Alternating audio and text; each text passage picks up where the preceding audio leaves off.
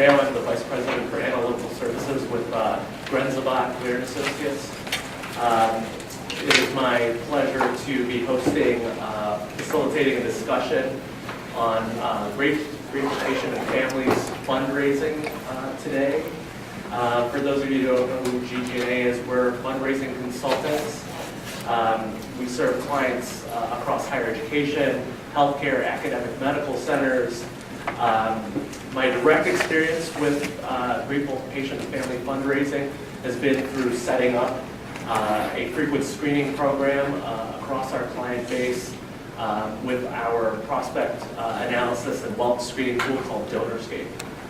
It is my goal today to allow you to talk to each other about the challenges that you face within your own programs and to facilitate a healthy discussion in a 50-minute roundtable, although there are no roundtables here today.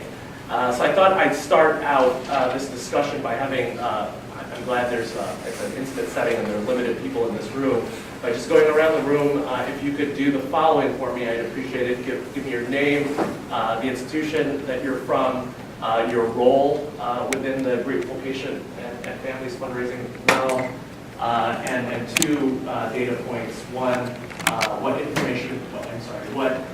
system you use for information management relative to patients and families, and the key challenges you face within your programs today, and the most important top of mind.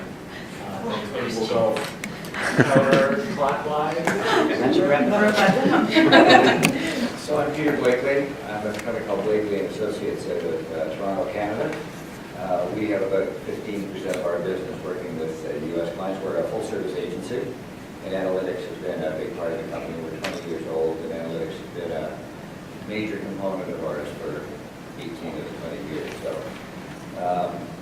like most folks, we're struggling with both in Canada and the U.S. trying to ascertain, given the volumes of names available, which are the better ones to nail and which ones are to really communicate with, which ones are not. We are very interested by the new changes with HIPPA.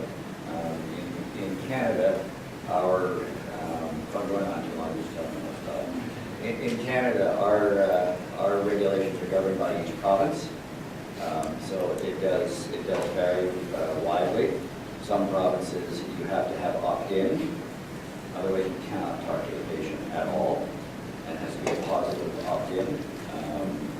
Other provinces it's an opt-out, and so we have the names available. That's all we know. We have name, address. We cannot communicate with the patient until 60 days following their discharge from the hospital, whether it's an emergency or an inpatient or a day surgery or whatever process. So with the U.S. clients, we have a little more information available, but and of course you've got different programs that are available to patients, so Medicaid and things of this nature that we have to deal with. But really trying to figure out, I think we all are given the challenges with acquisition today, both in healthcare and outside of healthcare, trying to figure out who are the better people to talk to and really waste less of our clients' money on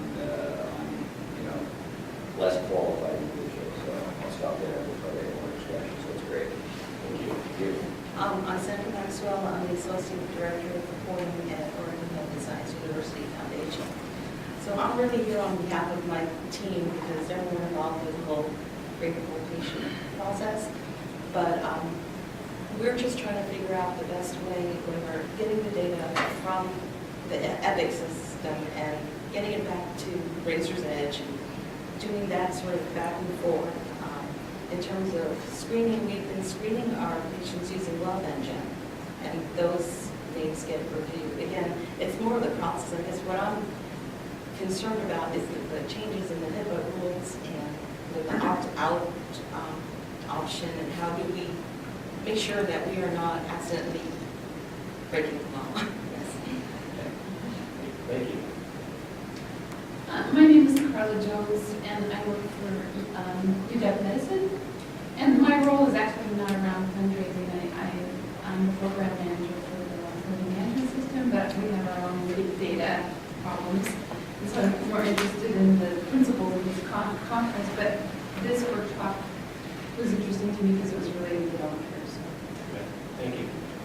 And I'm Phil Pierman. I'm with Microsoft. I'm actually an account manager, and I have a few colleges with medical programs, and just trying to learn a little bit more and see what the challenges are day to day, especially with the regulations.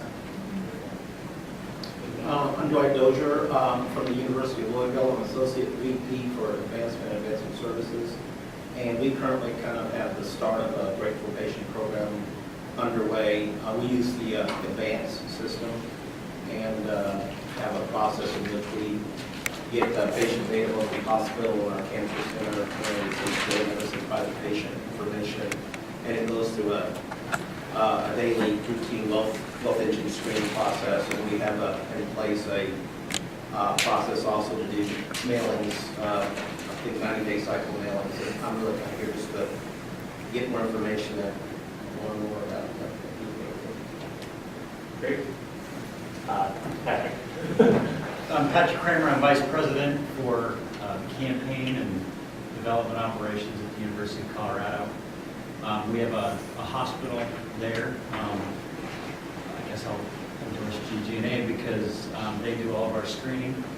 We take all of our grateful patients and we put them into advanced, but we put them into a restricted access part of advanced. We call it our grateful patients. So it is completely separate from our alumni database. We're actually excited with the new HIPPA regulations to allow our development officers to understand some of those patients better, again, without violating anything along that line. It's been very difficult. We receive patient data sometimes 60 days after the patient has left the University of Colorado Hospital. And so sometimes that is a disadvantage. So we're constantly learning if that is negatively or positively affecting it. I sat in a session yesterday with Penn Medical, and you gave us some good data about the sweet spot, which I think was 14 weeks for your direct mail piece. So our program is fairly new, but it's very large. So I'm here to learn more how we can be efficient with both direct mail as well as major gift fundraising within grateful patients. Thank you. I'm Danica Jackson. I'm the director of the annual fund at Virginia Mason Medical Center here in Seattle. And our grateful patient program, because our IS department is separate from, of course, our foundation, and so they feed us patient lists and also daily inpatient lists. And just looking to hear what people's suggestions about list management for those pieces. We currently use an outside consultant to do our grateful patient program because we get about 55,000 patients a year and want to propensity tag them to get the most likely to give versus just targeting some about not, you can't afford to send to the whole entire list, so just narrowing it down some.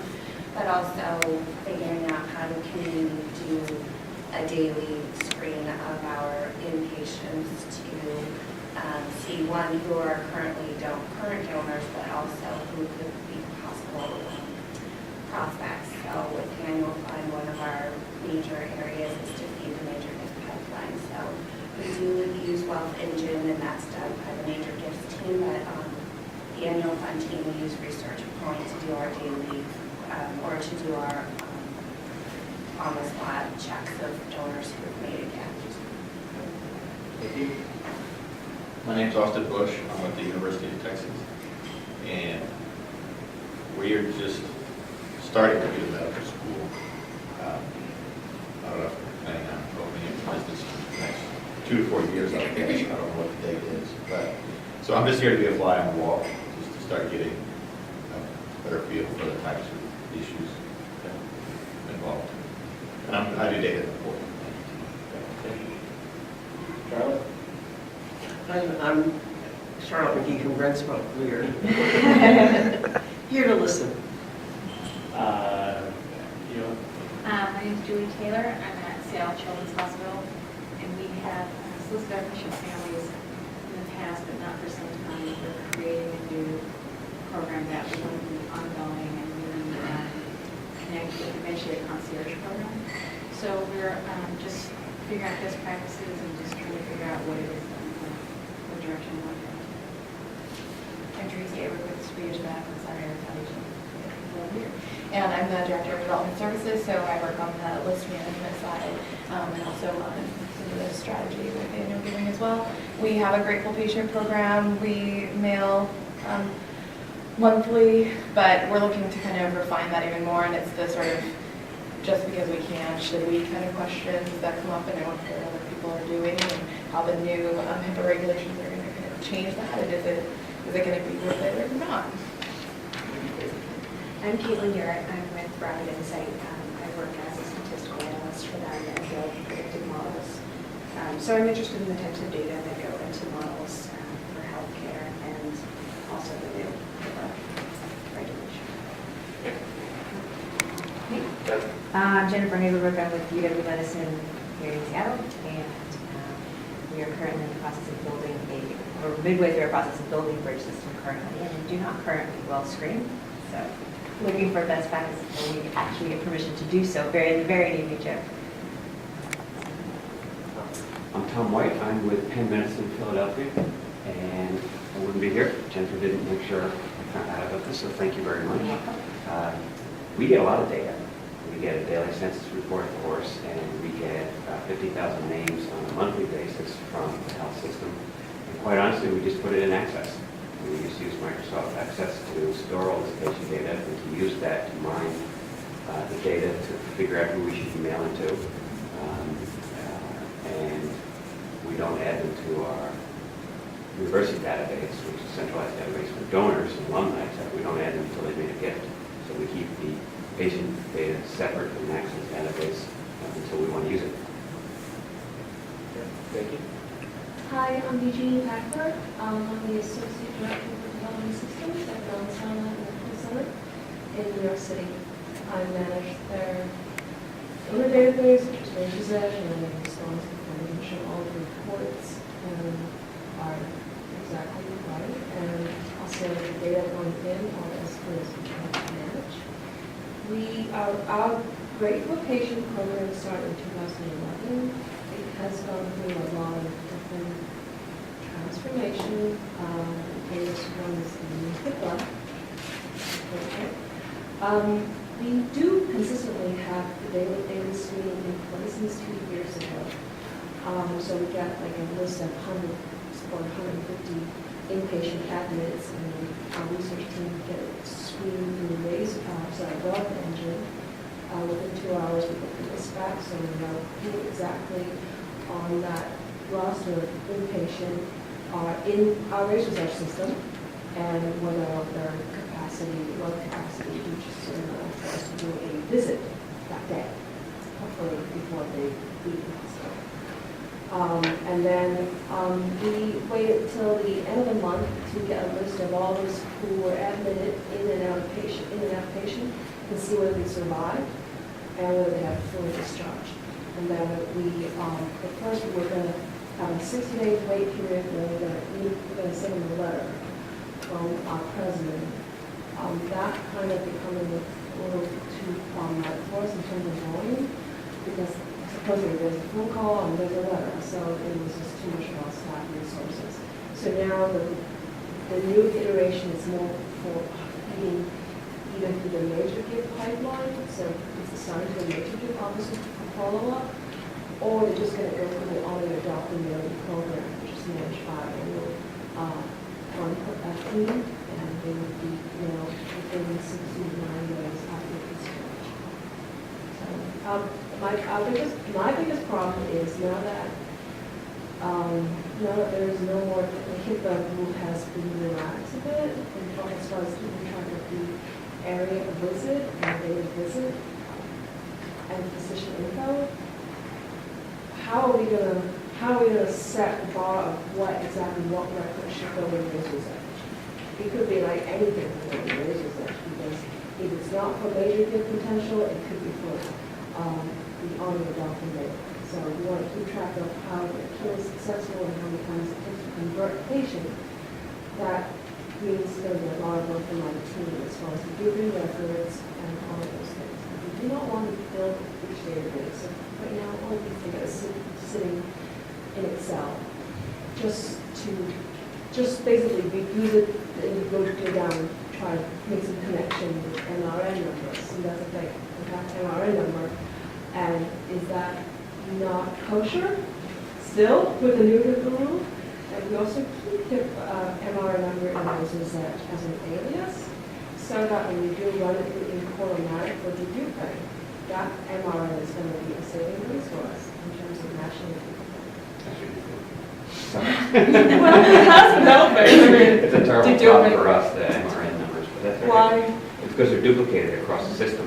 So Well, the yeah, patient we comes have- in one location, they get one MRN, they go in another location, get another. That's MRN. true. We do have an IDX number issue, Yeah. an MR number Yeah. issue. Yes, we do have multiple legacy systems and also have to negotiate. So people don't know what the number, whether they are MRN or IDX, unless they know they have access to the system. They don't have access to the system, so they just have to take the nurse word for it. So, yeah, I know. No.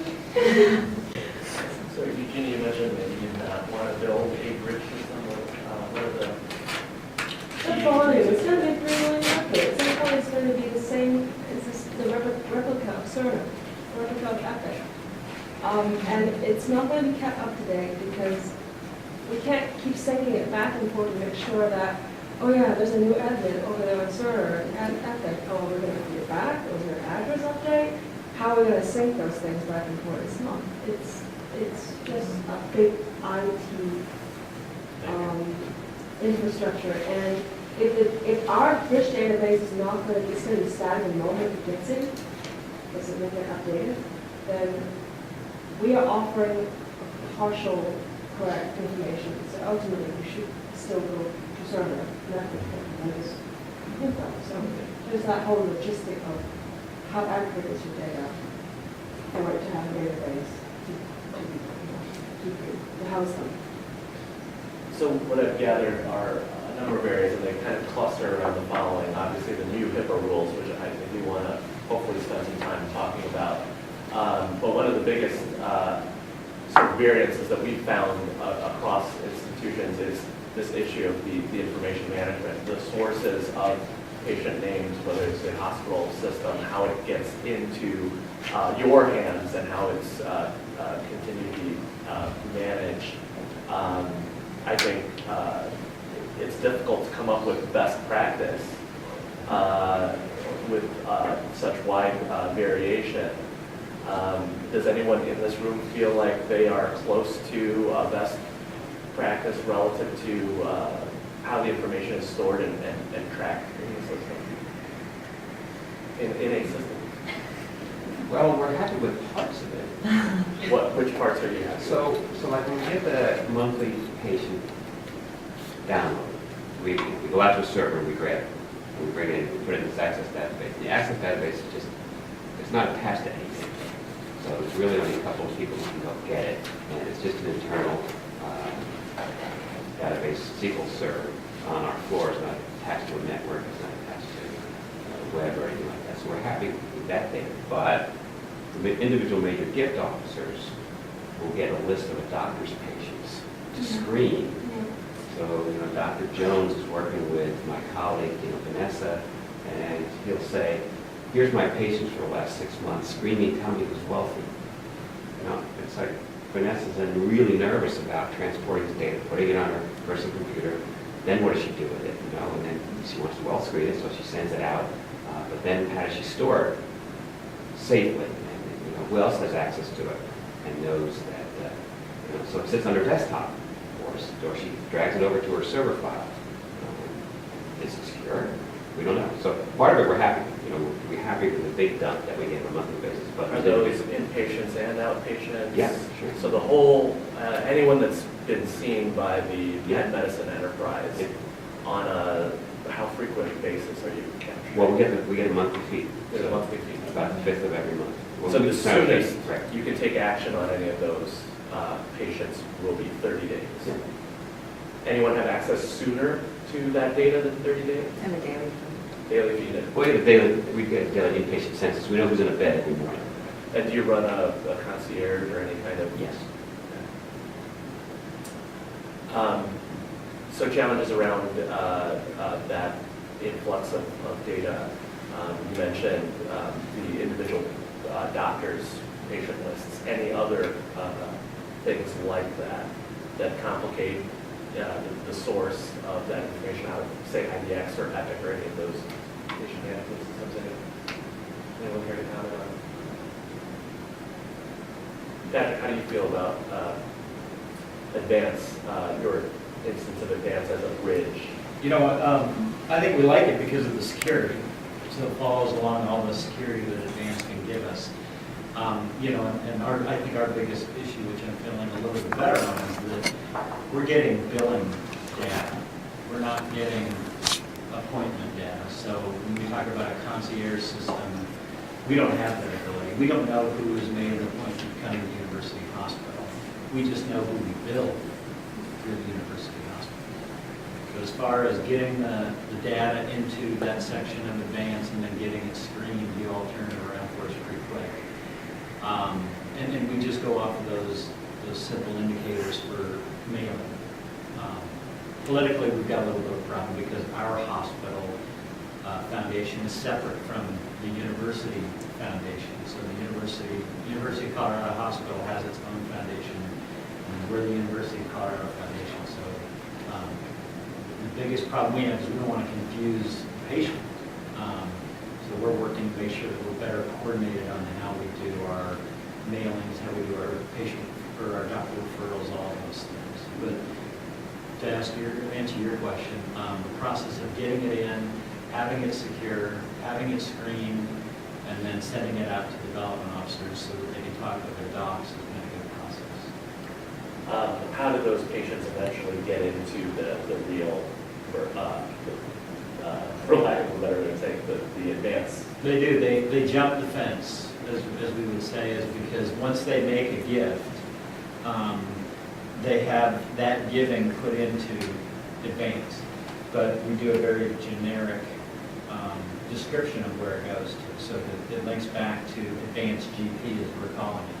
All contact reports remain back on Advanced GP, so that when you think of us, we've got 4 campuses, and so the Boulder campus doesn't have access to the Anschutz Medical Campus, but all contact reports are stored in that area, and only medical fundraisers have access to those contact reports. And the trigger is that they've made a gift. The trigger is once they make a gift, then, like I said, it kind of jumps that fence and then shows up in their donor record, in the regular Advance, because they may be an alum and they may already be in there. Across the Colorado Foundation system, do you know that somebody has is a prospect for Anschutz and it has made a gift?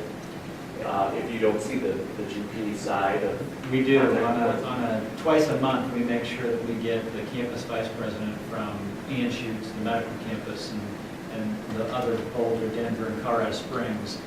We discuss that to make sure that that all the campuses are aware of what has happened when somebody kind of makes those kind of gifts.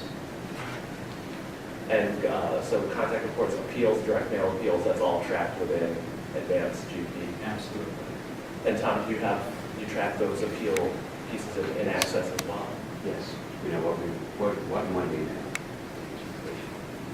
And gift officer assignments, any major giving activities that being captured in? That's in the main database. So we only will add a patient into the main database after they made a gift or they've started to enter a major gift strategy. So when the major gift officer is about to make a proposal to the patient, then they'll move them over to the main database. They'll check first to see if they're already in there and they're already an alum and working with Wharton or something like that. But when they're not, they don't go into the main database until. Do we notify major gift officers and units that patient has come, donor has come through the systems or mechanisms like that? It really isn't a mechanism for it. And you continue with Razor's Edge, what gets these folks into Razor's Edge from just massive lists? Oh, it's always changing. The criteria criteria is getting lower and lower. At first, it was like you have to have a gift, right? It's pretty simple. It's how many units. And then later on is you, because I think he really believed that if it didn't happen in Razor's Edge, it didn't happen. So all your action, all your face-to-face visit has to be in Razor's Edge to get counted. And so basically, anyone who you have done an action with, you're trying to reach out to, should be in Razor's Edge. Okay, that were HIPAA compliant at the time, or not. And then it got tricky. Now we have all these cultivation events that we're trying to convert the patient into, HIPAA compliant prospect. And those 3,000, 4,000, 5,000 invitees, I'll give you on track how many times to invite them to convert them. So all of a sudden those didn't go too. So the bar is setting lower and lower, and the last threshold is, can we not get all the adopted people in as well? That has been where we've heard of this, and maybe they have to go in too, and then we're looking at just 100,000 people a year. So it's a resource constraint. It is, and we have very limited staff, we have 2 people that can do import, and by the time I have to do import too, we all have to do imports and deduping. So those of you who are institutional folks, how many have fewer than 2 FTE dedicated to grateful patient fundraising? Just as a show of hands. Well, there's one there. Between 2 and 5? 5 plus? Okay.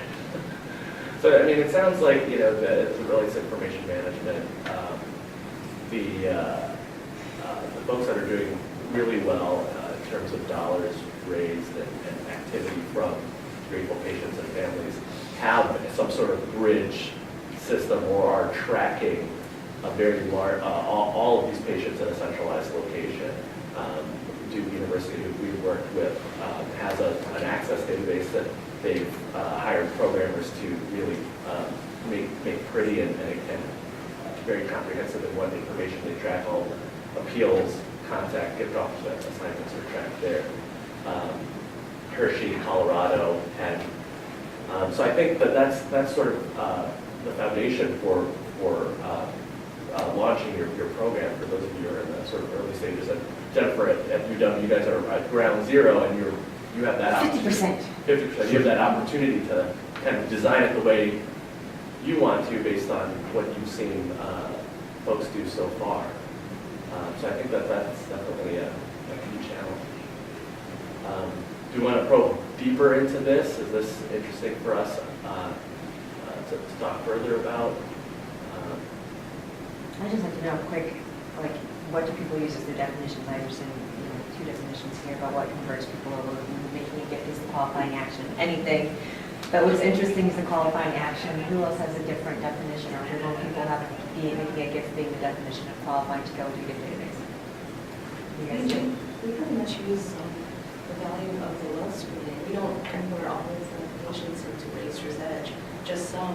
We do have a separate, everything's in a data warehouse. So we keep our patient information totally encrypted. Only one person can see it. But everyone wants to know who's a patient, and we have alumni, donors, friends, people who just want to attend events, everything in our Razor's Edge. But we don't put all of them. And we don't put all of the patient information. And the other thing we do is we have a purge process.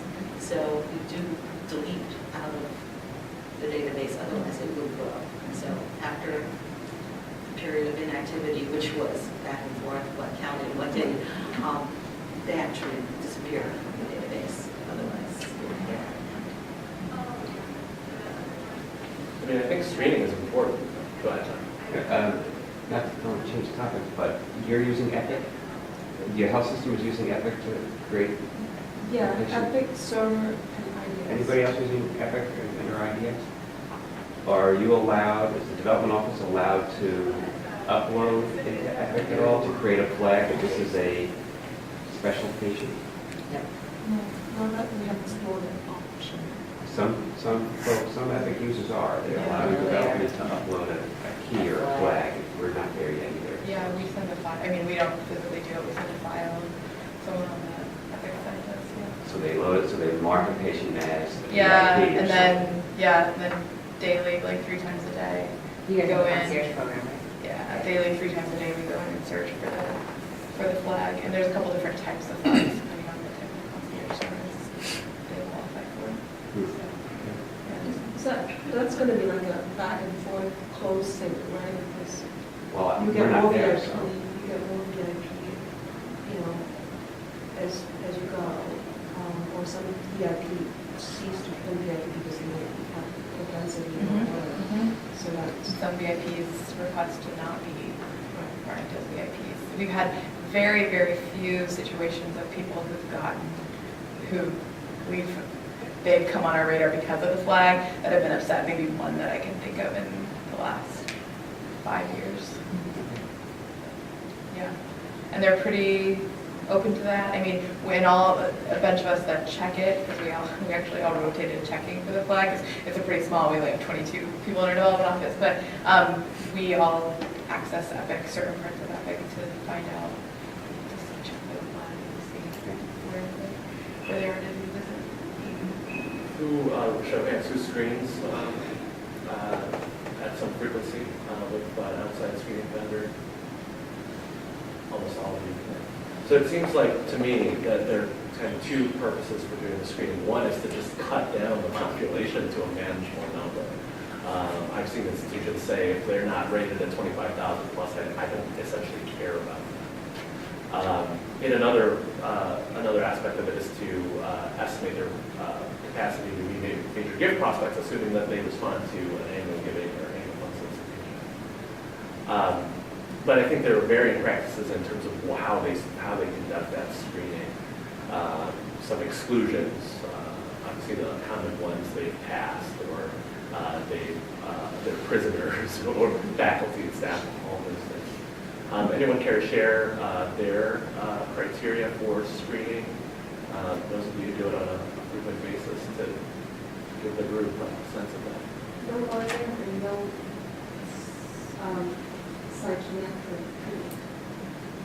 But like, Yeah, legal lawsuits. Legal, I think, risk management makes sense. Minors, we've seen institutions, screen guarantors. We're trying to do that. Instead of and how do you guys approach, in terms of an annual fund solicitation, addressing those guarantors? If you know that they're in fact guarantors in the application, any particular messaging that goes along with that? Our challenge was actually from the Epic database, trying to figure out what was actually typed in the column that might have that information, because it was so text-free that we couldn't really rely on it as much as we wanted.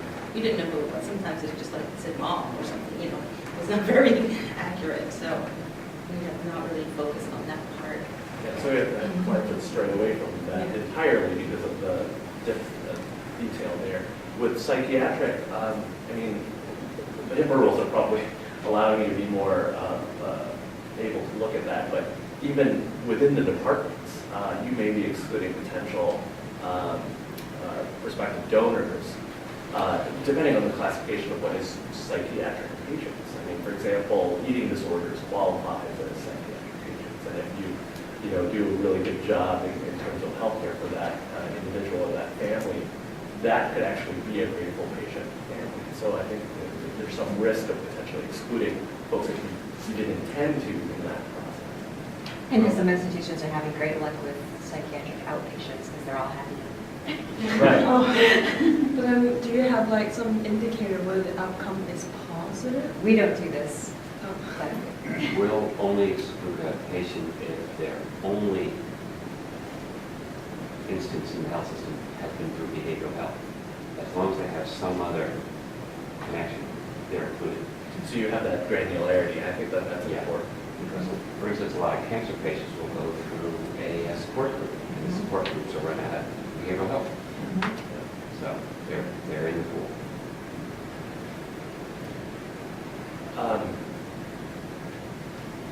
Maybe we should shift our focus, if that's okay, to HIPAA, since we have about 15 minutes. Maybe it would be helpful to kind of reiterate what the changes are in the HIPAA guidelines for those of you who do not know, and then maybe we can open it up for discussion around it. First, before I say our summary, my summary of the HIPAA changes, I'm not an attorney, and I can't advise you on specific applications here to teaching. But the first change with this final rule that apparently takes effect on March 26th, so very soon, that the following PHI are now permissible when it was not under the original HIPAA guidelines. And that's the Department of Service is, our fundraising colleagues are able to know the Department of Service, the treating physician, the name of the physician, even though I know of clients who actually have that information available to them still haven't been, as well as outcome, positive, negative, whatever. How is that qualified, sorry? Which one? The outcome. You know, I'm not sure. Does anybody know? It's not spelled out clearly. We were just talking about that. What does that mean? Anything can mean Yeah, anything. I mean, I assume survive, didn't survive. That's the I way, think we already- that's the way we even interpret it is, I think that's the only information we're understanding we might get out of the new data. Sure. Did they survive? I don't think you can go in and, are you looking for detail in? Well, if they're a cancer patient. for Yeah, example, I mean- or if they had some internal, challenges like what was, heart challenges, do they have a replacement, do they have a... See, we didn't know we were going to get that. We thought it was going to be more, from a data standpoint, either a yes or a no. As in, yes, they're still with us, thankfully, or no, they're no longer with us. That's the only thing we interpreted that we were going to get. So I think we definitely need to find out what level of granularity. But if it comes back to something that is more definitive, again, from a data standpoint, is it a text indicator that we're going to get of characters and coming from patient record from the doctor? I mean, I don't know how they code that type of stuff, at least from the source that we get. And how would we use it? I mean, would we actually would we tailor Heart messaging? transplant. We might very well. We could, I'm going back a number of years, again, I'm like, hey, it's this, we used to know everything, like it was scary. Yeah. And so we just went to the dark side. But we used to have letters right from the doc, like right from the doc. And I mean, our response rates were significantly stronger, and it varied depending upon the type of procedure. But presumably, we'll be able to connect the dots. If you have the Department of Service, you have the name of the physician, and you know the outcome. You can really connect some dots in terms of what they were having done. Yeah, many years ago when we had that data, certain departments exhibited a higher rate of, not only a higher rate of participation and acquisition, but also time frames varied in terms of when they were able to respond. Maternity might have been different from cardiac surgery. So this is going to be very interesting times for us, I think. To keep going, it also clarifies opt-out language that has to, so again, this resource constraining thing, our ability to devote resources to this has increased, even though the law says that simple things are enough, like phone number, email address, some sort of contact information as part of that appeal should be sufficient. It's still going to take a toll, I think, on the FTEs that are dedicated to this, and for most of you, that's fewer than 5. Number 3, covered entities. The disclosure must be made in the covered entities notice of privacy practices. This is probably already the case at our institutions, but now specifically are required. Number 4, contractors are now, business associates are now held to the same standard as covered entities, so places like GTA now have to be even more diligent and more careful about our own internal practices. And then finally, it's interesting to note that, at least for the United States, California seems to be excluded with some of these new benefits. So those of you that are in California, the CAMIA Act is much more strict, and even federal law is more liberal, I think you're beholden to those the state legislation there. So for anyone in California. Okay, go ahead. But that standard preempts, it's more rigid, it preempts the federal.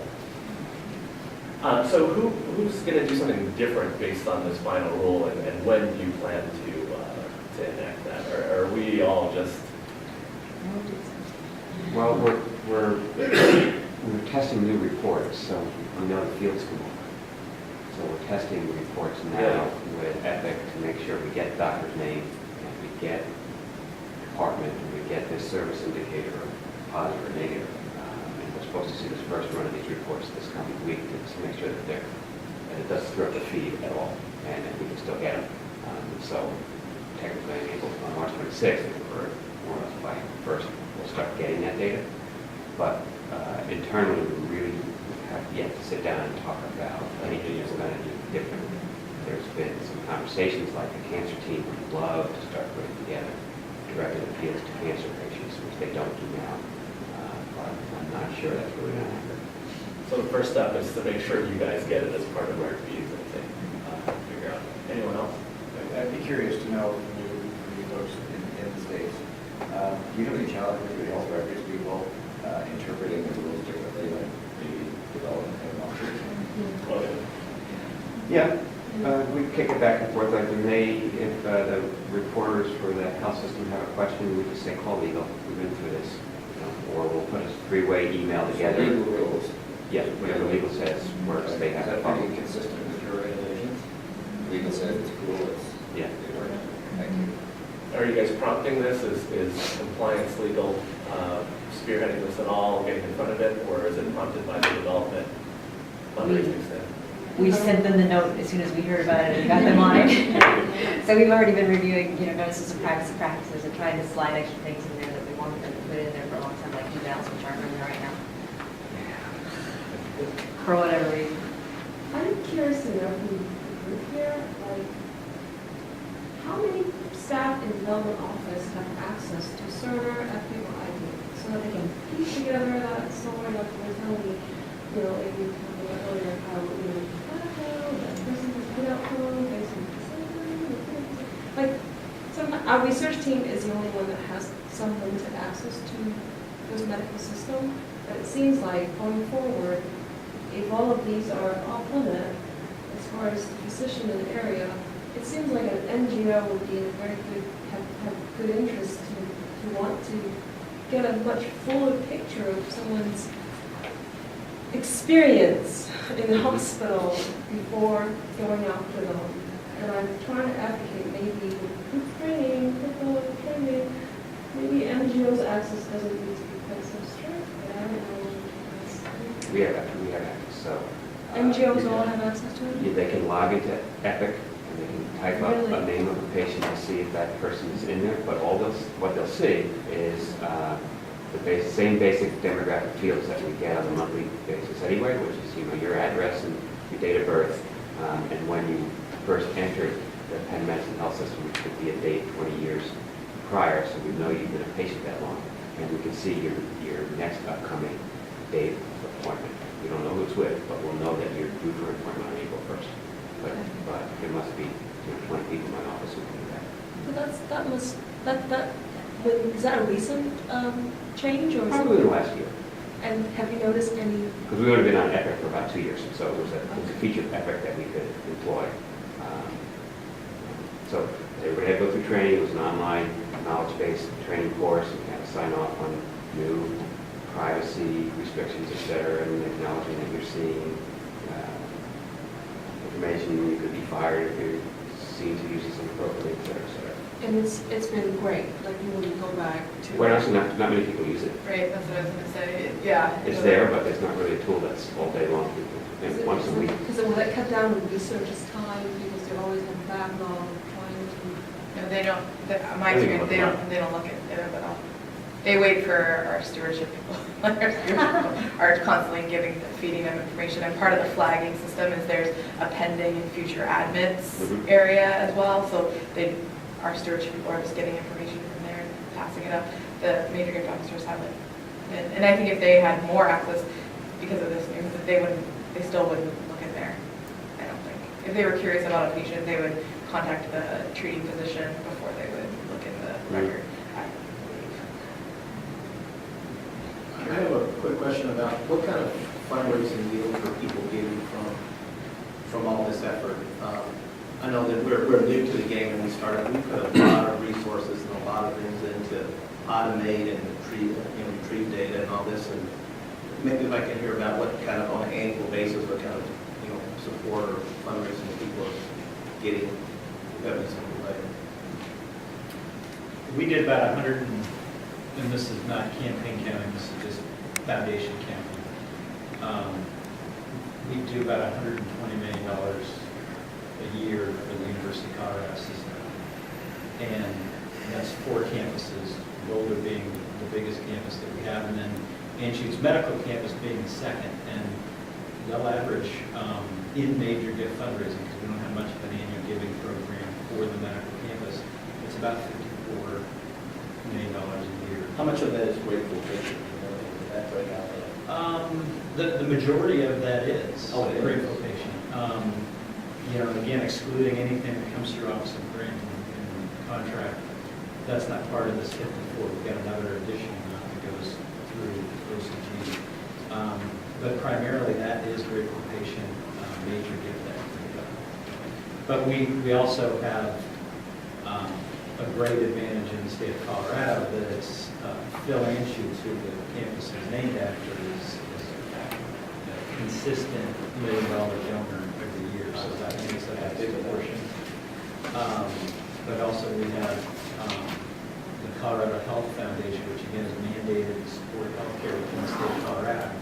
So again, another big source. But the rest of it truly is great patient activity. We're in that same. I'll say right also. Well, we have about 4 minutes left. What I want to say is that maybe I can get some feedback to you that I can pass to the Drive conference speakers. Is this something that we want to be recurring? Perhaps maybe a longer session, different format to continue this discussion. We've actually, in many cases, hosted a similar exercise among our clients, but we've also conducted a survey so that we can share that information. Any thoughts on how to continue this discussion, given that we've only had essentially 15 minutes to touch on a broad range of issues, that I hope even that was helpful to you. Any comments on that I can take to the Drive team? Having been in that other session that you were referring to, one of the other ones where you've conducted the survey, I think it's really helpful to have a snapshot of people in the room about what we're already doing, so we can get that out of the way by looking at a picture as opposed to discussing it over, and then we can get to the issues a little bit. Absolutely. That makes sense. I think a year from now, it's going to be very interesting to see who changed their practices. Yep. So I would say yes for this year. And all of you will be back. We can say that. Okay, great. I appreciate the time. Thank you very much. Enjoy the rest.